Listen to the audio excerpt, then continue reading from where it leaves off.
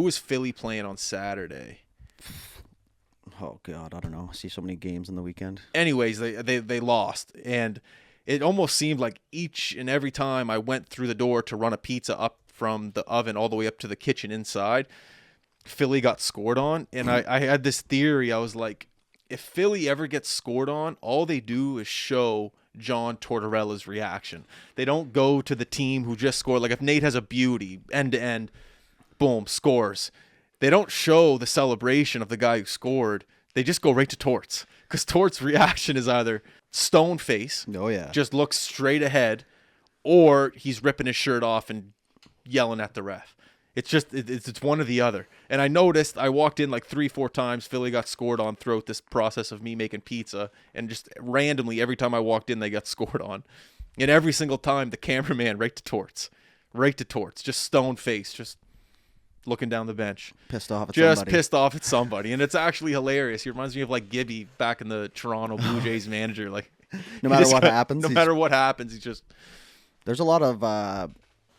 Like, I see a lot of clips and stuff like that of, like, you know, most of the media availability is Torts, like this whole Matvey Michkov thing and, like, how he's trying to teach him how to be a pro and how he's being too hard on him and all this stuff. And there's a clip of them going at it on the bench. And it's just like, people see this and they think that it's out of the ordinary, that the coach and players are, like, feuding and stuff. And I will say this, Torts is one of the only coaches left that's kind of got that old school mentality. Like, you know, no bullshit.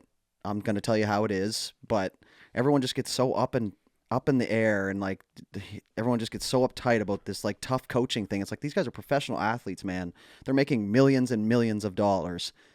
You're going to coach them how you want to coach them. And there's a reason why he's in the position he's in. But Philadelphia, granted, not the greatest, but at the end of the day, who cares how you're coaching? Like, just people always have to have their opinion on everything. It's like Torts is being an asshole and he needs to be nicer to the guys. It's like, no, dude, he's trying to create professionals here. It's not daycare, you know what I mean? They're not 3 and you're teaching them how to cut their meat. It's a different ball game, but I like Torts a lot. That was where I was heading with this.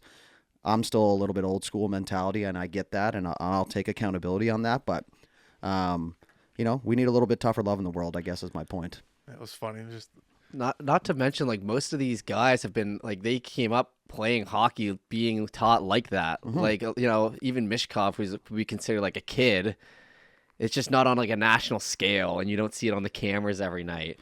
But this isn't this guy's first time being a pro or anything like that. So from Russia. For him, it's normal. For Torts, it's normal. It's for everyone else that it's not. Yeah, the ones sitting at home. It's in your face now, and it just never was before. So yeah, the old what are they called? The old armchair coaches. You know, sitting on his coach all weekend trying to tell Torts how to coach an NHL team, which is hilarious to me. And that's part of the amusement for me, though, is reading all that stuff. And it takes everything I have into me not to add my 2 cents in, but I just let it go. My 2 cents of that is that cameramen, camera operators, camera women know the meme world that we live in right now. True. And they almost shoot these hockey games looking for memes. They know what their boss or their operator is trying to tell them. Okay, look, try to find someone in the stands that's doing something funny. Mm-hmm. We're looking for viral here. We're not looking for ordinary. Ordinary. Yeah.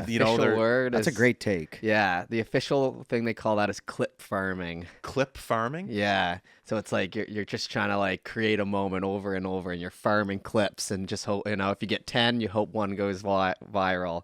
Get another 10, hope one goes viral. That's what they're doing. Like NBC broadcast that game that whoever Philly played, they were clip farming big time, just looking for anything. I wonder how it works too. Like I obviously we have like cameramen and stuff, but it's not the same scale. But it's like I wonder if they go, okay, listen, you two guys, you guys are on crowd. Like, don't worry about any of the play. We have guys that are covering gameplay. We need you two guys as ISO cams looking for things out of the ordinary, because they do like the lookalikes in the rink and stuff like that. There's always somebody who looks like Ed Sheeran, something like that. But I just wonder, like at the start of the game, they're going, okay, here's the team. Listen, here's what we're doing. Jeff, Belly, you guys are going ISO cam.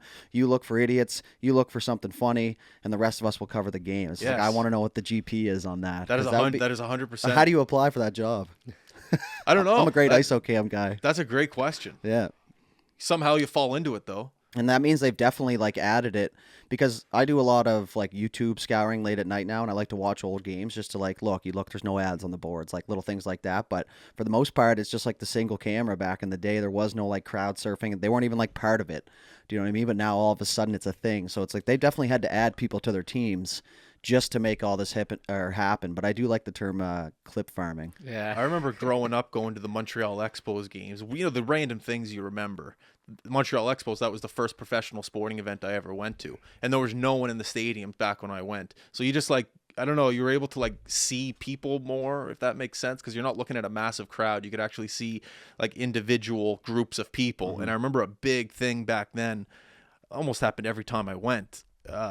These people would have cash in their hands, they'd be hammered, and they'd go up to the camera operators and just hand them $100 worth of 20s and be like, if you put me and my drunk group of friends on camera, I'll give you this $100. And if you're a camera operator, well, $100, 100%, let's do it. So I'd see these camera operators take the cash, put it in their pocket. They'd radio someone, be like, "Hey, I'll give someone a $20 if you go to camera 4, which is me, in 5 seconds." I'm assuming that's what they say. Yeah. And then the camera operator would look behind him at the drunk group of people and be like, "Ready? Okay, 5 seconds. Ready? 3, 2, 1, boom!" And then you'd see these people on the big screen yell, drunk, throw beer, do whatever they have to do to be idiots for 10 seconds. And just like the random things that you remember as a kid growing up. I don't know. It was just funny back in the day seeing that stuff as a kid. You just kind of, you learn about street sense. That's like a street business move, you know, pay a camera operator $100, get my drunk friends on TV. Bob's your Tax-free uncle. money. You know, it was cool to see how that stuff worked back in the day. Hey, let's get the Twiggies going.